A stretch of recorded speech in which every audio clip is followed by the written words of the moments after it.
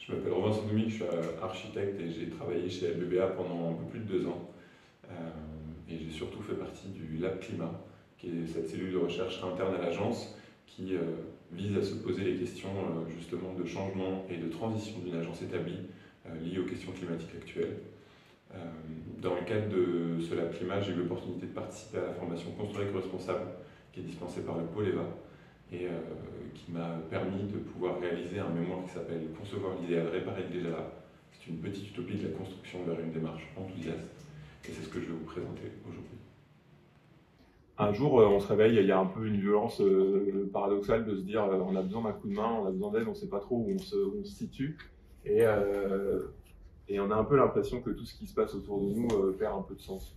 Et à partir de ce moment-là, il faut essayer de se poser la question justement de comment est-ce qu'on fait tout ce chemin pour essayer de retrouver quelque chose qui nous paraît pertinent, qui nous paraît cohérent.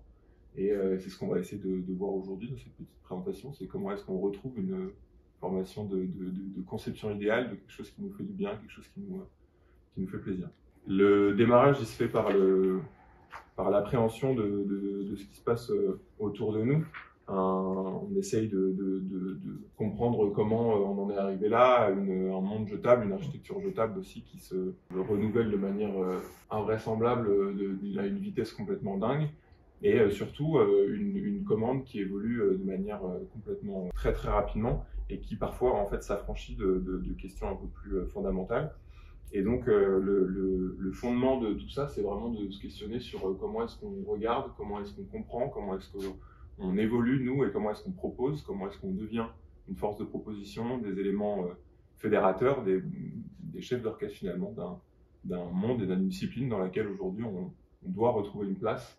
Donc on regarde un peu devant nous, on essaye de voir, on essaye de comprendre. En essayant de comprendre, on peut aussi se poser la question de qu'est-ce que c'est qu'être concepteur, qu'est-ce que c'est qu'être architecte, qu'est-ce que c'est que de construire, l'acte de construire aussi. C'est une photo du projet de la Caton-Vassal qui en fait a été un projet presque zéro, étant donné que quand ils sont arrivés sur place, ils ont dit en fait elle est très bien cette place. Et ils devaient refaire la place et en fait ils ont quasiment rien fait. Et je pense que c'est aussi se poser ces questions-là que d'essayer de comprendre quand on agit, qu'on produit, qu'on réalise des choses, qu'est-ce qu'on fait, pourquoi on le fait, dans quel contexte on le fait, quelle est la nature du site sur laquelle on se situe.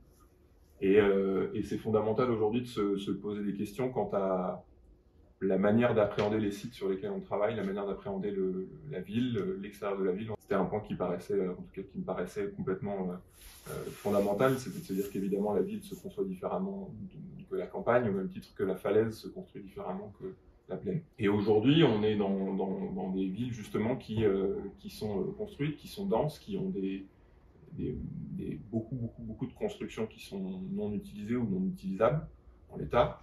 Et c'est la question qu'on se pose beaucoup à l'agence aussi, de la non-démolition, de la question de l'héritage finalement. La question de l'héritage, elle est un peu plus grande encore que tout ce qu'on peut imaginer par rapport à la simple question d'un bâtiment dans lequel on vient s'inscrire. La question de l'héritage, elle dépasse aussi le bâti, elle s'attache aux habitants, aux usagers, aux personnes qui ont utilisé, qui utilisent et qui utiliseront. On a un exemple ici sur la grande halle de Colombelle qui a été réhabilitée par Encore Heureux. Et sur la gauche, on voit un portrait d'un ancien usager finalement de ces grandes halles industrielles. Et donc en fait cet héritage il est physique par la présence de ce bâtiment et la réinterprétation de son usage dans un contexte plus contemporain. Mais elle est aussi sociale via les usagers qui ont été présents sur ces sites, qui ont exploité ces sites et qui aujourd'hui, dans une certaine mesure aussi, doivent accepter les changements des sites. L'héritage, c'est aussi un besoin d'accepter le fait que les éléments changent, notre perception des choses, elle évolue, la société, elle évolue. Et l'héritage, finalement, c'est aussi la totalité de l'avancée de la discipline vers une discipline qui a extrêmement changé. On était architecte bâtisseur avec un pouvoir énorme, une mission très complète avec beaucoup d'éléments à prendre en compte du début à la fin. La mission elle a été diluée et elle était diluée en plusieurs acteurs, et c'est pas une fatalité que de pouvoir comprendre aussi que cette mission diluée, elle offre de nouvelles opportunités de conception différentes, de partage, de mise en commun. Donc l'héritage, il est évidemment physique, bâti, mais il est aussi complètement projectuel et professionnel. On hérite d'un monde dans lequel certains éléments ont été faits de manière un peu dissociée de la réalité, ou en tout cas du contexte. Et aujourd'hui, il faut se réadapter un peu et se questionner sur la question archéologique de nos villes et de nos conceptions. Alors, en prenant un peu tout ça en compte, on est en train de se dire qu'on a une ville un peu dure, qu'on a des éléments un peu durs qui nous restent, mais en fait, on a pas mal de choses assez géniales qui restent.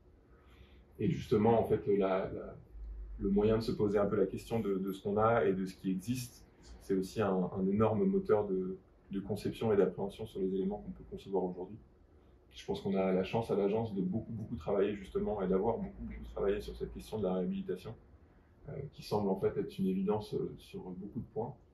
On peut même d'ailleurs complètement considérer que la réhabilitation, elle fait foi et elle est présente dans n'importe quelle situation, étant donné qu'une situation, un contexte, un lieu et aujourd'hui a une qualité, on le sait, que ce soit des vides, des dents creuses, des éléments, des parcs, des jardins, tout a un contexte en tout cas tout a une qualité qui lui permet de se démarquer un peu du reste et de donner des qualités aussi à la ville et à l'en dehors de la ville aussi.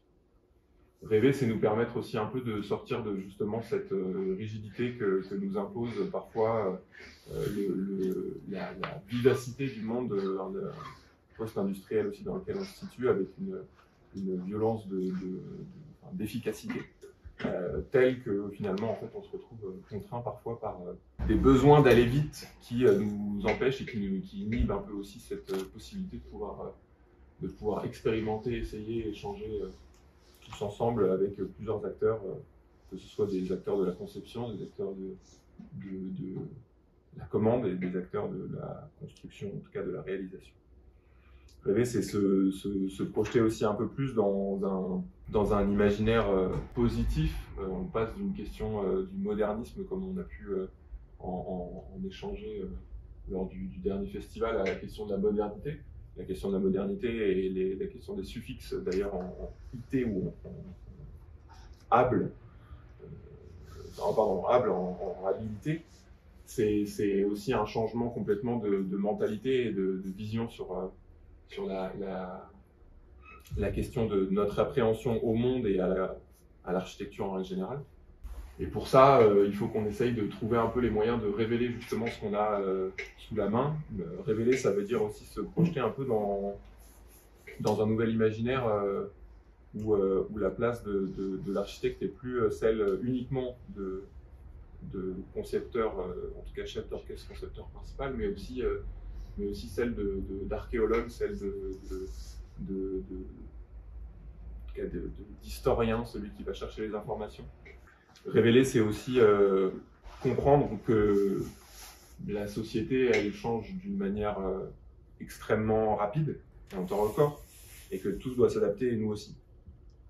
Aujourd'hui, on revient à une question un peu fondamentale qui est qu'on doit construire pour s'adapter au climat. Et finalement, construire pour s'adapter au climat, c'est ce qu'on a fait au tout démarrage. Les petites cabanes, c'était pour se protéger de la pluie, se protéger du vent, pour se protéger de tout ça. Aujourd'hui, on en revient un peu à cette question fondamentale de l'architecture en tant qu'abri. C'est comment est-ce qu'on retrouve la fonction d'abri, la fonction de recueil, des endroits chauds et confortables, tout en gardant à l'esprit le fait qu'il faut réduire au maximum notre utilisation de matière, notre énergie aussi, l'utilisation d'énergie, en tout cas des énergies hors énergie, en tout cas hors matière grise. Et justement essayer de se manifester, de collaborer tous ensemble pour essayer de révéler justement les qualités des éléments afin d'essayer d'adapter un peu notre manière de penser le lieu, notre manière de penser l'architecture plutôt que d'adapter. Il y a une première comparaison aussi qui reprend un peu ces deux éléments. dans le mémoire, qui est des grands rayons d'une grande enseigne mis en parallèle avec une très grande zone pavillonnaire.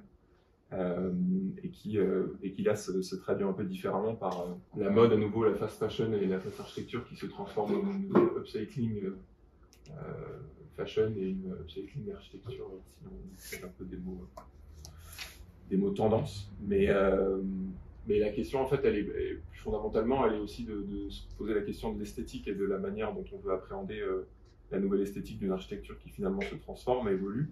Notre rôle y change, mais notre appréhension aussi de ce qu'on conçoit change énormément. On sait que, par exemple, la question du confort, c'est une donnée qui nous a été beaucoup prononcée aussi lors de la formation. Le confort, c'est quelque chose qui est objectivé, finalement donner une facilité de mise en œuvre, une espèce de constante vérifiable par des chiffres, par une température, par un débit, et finalement, on se rend compte aussi que certains éléments qui ont pu être complètement transformés, réhabilités à partir de bâtiments qui étaient extrêmement peu propices à l'utilisation ou en tout cas à la mise en place d'usages tels, aujourd'hui fonctionnent de manière formidable. Donc la question du confort, il faut aussi la reprendre comme une perception qui n'est pas vérifiable et comme une perception qu'on doit essayer de prendre chacun autant qu'on est, faire en sorte de l'accepter et d'essayer de comprendre comment est-ce qu'on rend confortable des éléments, notamment comment est-ce qu'on s'adapte pour essayer de rendre confortable des éléments. Finalement, on peut se dire que l'homme, il a un peu mis en place un engrenage, une roue qui aujourd'hui doit arrêter lui-même et dans laquelle il finit par devoir se protéger un peu et se prémunir des actes qu'il a pu avoir. Mais sans avoir justement ce côté pessimiste, je pense qu'il y a beaucoup de choses qui nous permettent d'avoir aujourd'hui une appréhension de la construction et de la conception architecturale qui puisse être hyper enthousiasmante. Il y a beaucoup de présentations, en tout cas de propositions par des architectes ou pas architectes d'ailleurs, qui mettent en avant des moyens de mise en œuvre d'éléments un peu farfelus. Et je trouve que la question d'oser, c'est un élément un peu fédérateur, étant donné que la photo un peu provocatrice aussi, parce que un peu hors contexte forcément dans beaucoup de situations. Elle permet juste de se poser la question de comment est-ce qu'on ose à nouveau proposer des choses, on ose à nouveau intégrer de la recherche directement au projet, on ose à nouveau se poser des questions fondamentales pendant le temps du projet et pas seulement, et pas en dehors, à chaque fois en dehors. Et oser, c'est aussi essayer de comprendre un peu qu'est-ce qui fait projet, qu'est-ce qui fait naïveté, à quel moment la naïveté a du bon, à quel moment l'enthousiasme a du bon. On est aussi arrivé à un point auquel on finit par avoir des bâtiments qui sont d'une durabilité invraisemblable matériellement et d'une durabilité parfois très faible programmatiquement parlante, parfois. Et aujourd'hui, on se pose même la question d'à quel moment un projet, ou en tout cas à quel moment un bâtiment devient un patrimoine, à quel moment un projet devient finalement un héritage, qu'est-ce qui le caractérise, comment est-ce qu'on réhabilite, quelles techniques on utilise, est-ce que les matériaux qu'on utilise sont assez pérennes, est-ce que finalement de changer complètement nos méthodes constructives nous amène à aller vers des bâtiments qui sont moins durables que ceux qu'on a pu produire jusque-là, et que finalement la question de la matière, elle est évidemment fondamentale et nécessaire, mais c'est aussi la question de comment est-ce qu'on construit plus durablement et qu'on construit pour plus longtemps. Il faut aussi se poser la question de la transmission. Alors, on en parlait tout à l'heure rapidement, mais la transmission, elle vient aussi par le besoin de partage sur le projet. J'avais lu une petite phrase qui expliquait sur un projet, un menuisier était venu présenter le projet, montrer le projet à toute sa famille et à ses meilleurs amis sur le temps d'un soir. Et ça m'avait fait un peu un petit électrochoc en me disant c'est vrai que finalement aujourd'hui pourquoi est-ce qu'on n'arrive pas pourquoi est-ce que beaucoup de personnes qui travaillent aussi sur les chantiers n'arrivent plus à avoir cette fierté, en tout cas cette plaisir en tout cas à partager leur travail. Et pour autant je pense qu'il y a des moments où il y a plein de situations dans lesquelles on pourrait le faire et dans lesquelles ils pourraient le faire. Et j'imagine que c'est là aussi où il faut se poser la question de comment intégrer l'ensemble à la conception au moment de la construction, que ça aille de la conception jusqu'au chantier, et comment est-ce qu'on récupère aussi la fierté. Je pense que nous, en tant qu'architectes, on a beaucoup de fierté dans les travaux qu'on fait. Je pense qu'il y a beaucoup de raisons pour lesquelles on arrive à trouver de la fierté, à trouver du plaisir, à avoir envie aussi de faire visiter nos travaux, les endroits sur lesquels on travaille aux gens qui nous entourent. Et je pense que réussir à intégrer le plus de monde dans cette boucle-là, ça serait quelque chose d'assez génial. Il y avait un élément où on se posait un peu la question aussi de est-ce qu'il faut continuer à construire en béton, est-ce qu'il faut arrêter complètement de construire en béton, qu'est-ce qui régit le type de construction, la structure, l'âme finalement du bâtiment. Et Dominique nous disait très justement que en fait, il ne fallait pas être anti quoi que ce soit, et justement il fallait comprendre, contextualiser, essayer de réinterpréter. Et cette réinterprétation, elle est là aussi dans la réaction patrimoniale. Quand un jour on en sera arrivé au point où le béton sera patrimonial, en fait on en sera arrivé peut-être au point aussi où les entreprises de gros œuvres auront une énorme fierté à montrer qu'ils sont capables et que c'est des réels artisans qui sont capables de faire des choses complètement invraisemblables. Enfin, je pense qu'on est assez admiratif de ce qui a pu être fait sur pas mal d'éléments. Ce changement un peu de paradigme, il a un impact en tout cas direct sur notre manière d'appréhender les choses. Nous, en tant qu'architectes, il faut qu'on arrive à réintégrer un peu notre rôle. Il faut réinterpréter complètement notre manière d'appréhender les choses, notre manière d'échanger, notre manière de promouvoir aussi l'architecture qu'on réalise. Et cette réaction, elle doit être justement partagée. Et je pense que fondamentalement, on est dans une société où on a besoin de s'entraider et justement de faire en sorte un peu de partager des expériences. Et si je devais exprimer aussi un tout petit regret vis-à-vis de ça, c'est qu'on a beaucoup parlé de comment faire bien dans des milieux très propices, et on a très peu parlé de comment faire bien dans des milieux très peu propices. Et je pense que faire bien dans des milieux très peu propices, c'est aussi faire du mieux qu'on peut.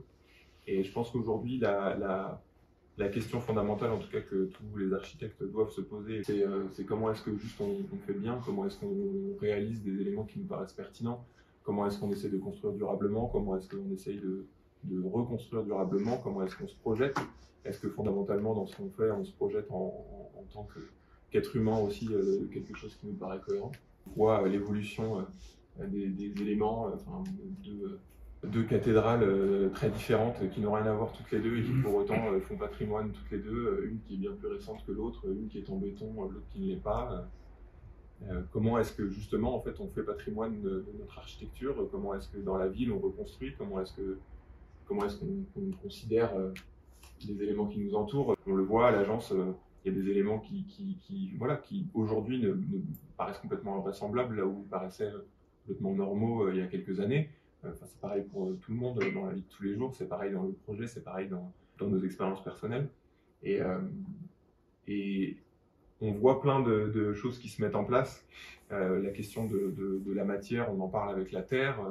La question de l'isolation, on voit qu'aujourd'hui il y a 1 milliard de choses qui évoluent, qui changent, de manière de faire qui se transposent. Et on sait que fondamentalement, il y a un élément qui inhibe un peu une partie de ces rêves, en tout cas de cette naïveté, de la possibilité d'oser, c'est aussi la réglementation, qui finalement aujourd'hui est un peu un fondement du problème. Et pour autant, on se rend compte aussi en essayant de faire des trucs un peu différents, que justement cette réglementation, elle est bouleversée. La question de la construction en terre, elle aurait probablement été évoquée dans très longtemps si finalement on n'avait pas eu des acteurs comme Cyclotherm ou comme d'autres architectes comme Emmanuel, par exemple, qu'on connaît bien, Emmanuel Deschlet, qui a construit en terre. En fait, c'est un renouveau complet de la manière d'appréhender les choses, et c'est plutôt une question de bon sens, en tout cas une question d'essayer justement de comprendre comment est-ce que finalement la durabilité de la conception, elle s'attache à des choix architecturaux sur la matière, sur les ambiances qu'on crée, mais c'est aussi surtout en fait et fondamentalement sur la question de l'appropriation et de l'usager. En fait. Aujourd'hui, on ne peut pas continuer à imaginer que l'architecture peut évoluer dans le bon sens si on n'essaye pas aussi de responsabiliser et d'intégrer la totalité des personnes au projet. Et je pense que l'usager en a toujours fait partie. Et aujourd'hui, la question climatique aussi et la question des changements, la question du confort doit aussi faire partie intégrante de l'usage du bâtiment. J'aimerais bien juste terminer en vous lisant la petite conclusion. L'architecture est en transition, basculant dans une nouvelle ère caractérisée par l'appréhension de la crise que nous traversons. Les mentalités évoluent et suivent une nouvelle logique plus collective, plus partagée, plus enthousiaste. Le recours à une architecture industrielle et rapide évolue vers une pratique plus légère, plus lente. Les démarches sont prolifiques et donnent naissance à de micro-mouvements. Ils sont multiples, locaux, traditionnels, innovants, rigolos, intrigants, détournés. Ils s'attachent tous à une volonté de retrouver une architecture terrestre, territoriale et vernaculaire. La pratique doit s'orienter vers des savoir-faire locaux, des histoires insolites, des connaissances inédites. L'élaboration du projet passe par la création d'une équipe conceptrice hétérogène au sein de laquelle préside le dialogue et le partage de connaissances. La place est au voyage. Il faut accepter de continuer à cheminer sans savoir où l'on va. Le chemin est ludique, plaisant et fédérateur. La trajectoire fait fi du projet et s'attache au processus. Il doit mobiliser les participants et les occupants afin d'écrire une histoire sur le temps long. Le projet n'a pas de fin. Suivant le même principe que l'économie circulaire, l'architecture ne doit pas être finie. On la conçoit, on l'utilise et la recycle. C'est l'ensemble de son existence qui traduit son envergure. Le déjà-là trace une histoire qu'il convient de réinterpréter. On joue avec l'inédit pour le rendre adapté à l'image sociétale que l'on traverse. L'esthétique change et produit avec elle un effet de mode. On produit alors une architecture du cycle qui se partage entre ressources naturelles et anthropiques. Le lieu est une ressource. Vivre avec ce que l'on a, prendre moins, réaliser l'essentiel, partager les espaces. L'architecture se projette par la recherche vers une vision délibérément interdépendante des situations à concevoir. Par ailleurs, un bâtiment neuf, comme on l'entend, transforme fondamentalement une situation non construite. C'est un changement de paradigme dans l'image que l'on se projette de l'architecture du milieu du siècle. Et le contexte tant physique que social traduit une situation inédite, généreuse. Changer de point de vue sur l'idée même de ce que représente la conception et la construction présente un point d'accroche nouveau. L'architecture se fait par l'émergence du cycle. Il se compose de trames bien identifiées, qui forment un tout. L'idée spatiale que l'on se fait d'un programme est régie par un ensemble de volumes qui, mis ensemble, traduisent une architecture. Sa composition découle alors de l'exploitation du site dans un mouvement vernaculaire. On emprunte à la terre ce dont on a besoin et pas plus, qui traduit également des changements de mode et d'esthétisme. Cela passe par une réduction de l'énergie nécessaire pour la construction. Moins de déplacements, des éléments réutilisés, réemployés, recyclés, détournés. Le site est archéologie d'un projet futur, qu'il soit naturel ou construit. La pédagogie pour l'ensemble, par l'ensemble. Pour entretenir le voyage, il faut paver le chemin. L'appréhension de l'inconnu doit être décomplexée. La pratique doit éduquer l'ensemble des parties prenantes, du concepteur à l'usager. C'est par la recherche que les savoir-faire exaltent. Et cette même trajectoire est commune. L'envergure des recherches doit dépasser le projet pour s'agripper à un contexte dont la propriété n'est pas administrative. L'intégrité et l'écoute sont renforcées au service d'un écosystème du projet pédagogique. Ne pas renoncer. Je pense que finalement c'est ça l'élément le plus important. C'est convoquer l'énergie grise partagée pour la mettre au service d'une conception holistique, enthousiaste et ambitieuse. L'architecture ne doit pas révolutionner ni impressionner. Elle doit révéler un lieu, des matières, des espaces, des usages, un contexte, une pratique, des savoir-faire. Elle est la traduction physique d'une conception à valeur sociale. Merci à tous.